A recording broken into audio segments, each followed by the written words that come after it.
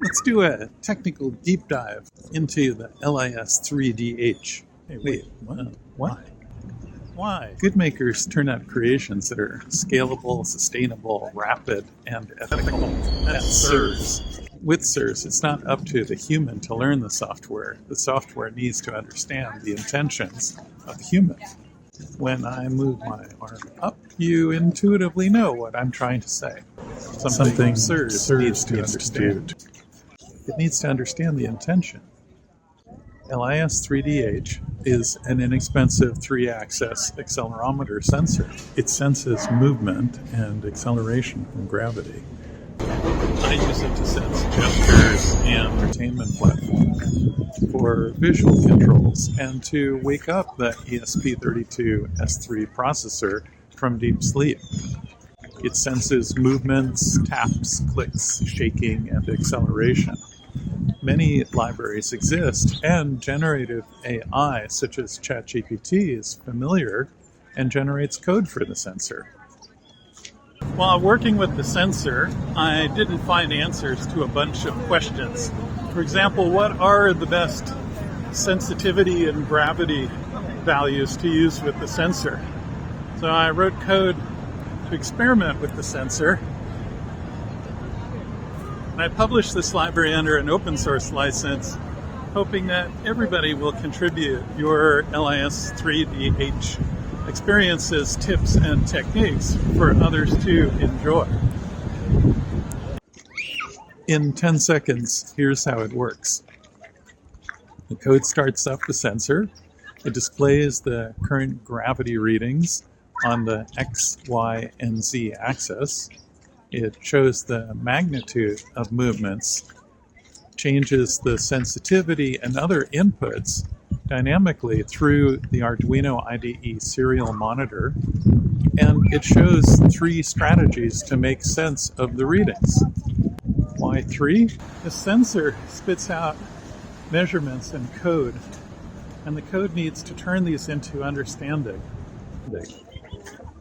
Is the sensor being tapped or clicked, moved to the right or left, shaken? I haven't found one approach that works for everything. Here's what I found. Peak detection. This uses a statistical method called standard deviation. I remember looking on my high school mathematics teacher, his name was Art, when trying to get me to understand stats. The project is his revenge. I should have been paying more attention to you, Art. Peak detection automatically adapts to the inputs from the values coming from the sensor. When I make slight movements at one time and vigorous ones later, peak detection adapts. The downside is, during its adaptation, it can spit out a bunch of false positive values. Simple range filtering. This uses a simple high and low level filter to detect expected movement. There are a lot fewer false positives and not much flexibility. For example, when I get onto a bus that's bouncing all around, wearing the sensor, the peak detection system would be better. Hardware click and movement detection uses the click detection built into the sensor. The LIS3DH detects single and double clicks, general movement along X, Y, and Z axes. Hardware detection is nice to have and not all that accurate. Chasing after different sensitivity level settings is not that easy. This is the worst approach for false positives.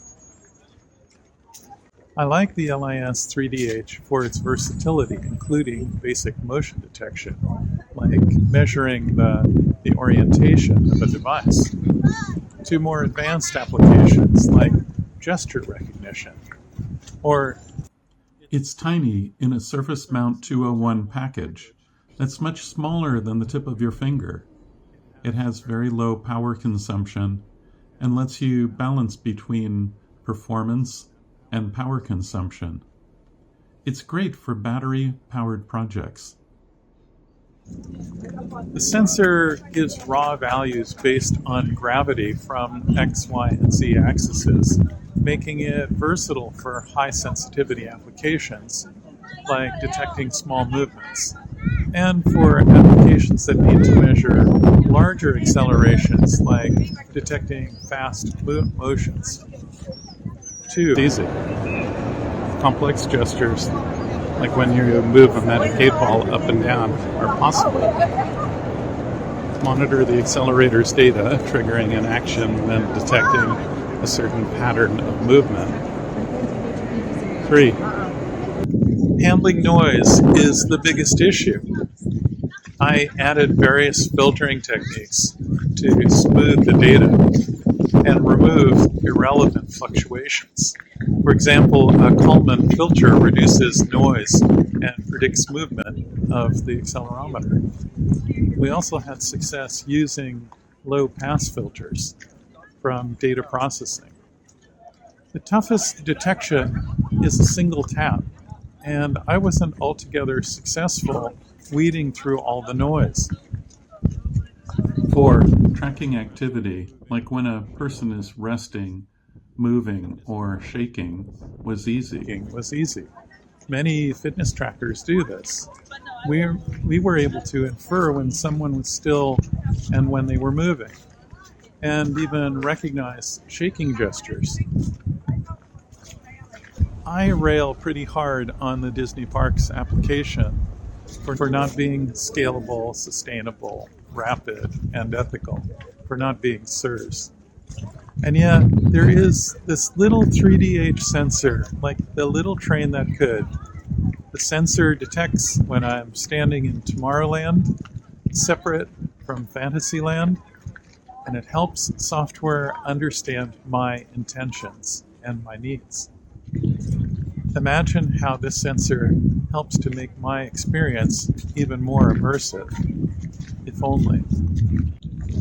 I'm glad to tell you what I and CleverMo did for PepsiCo, Wynn Casinos, Best Buy, Rackspace, and many more. Check out the Reflections OS project on GitHub for building entertaining IoT-based experiences. Thanks.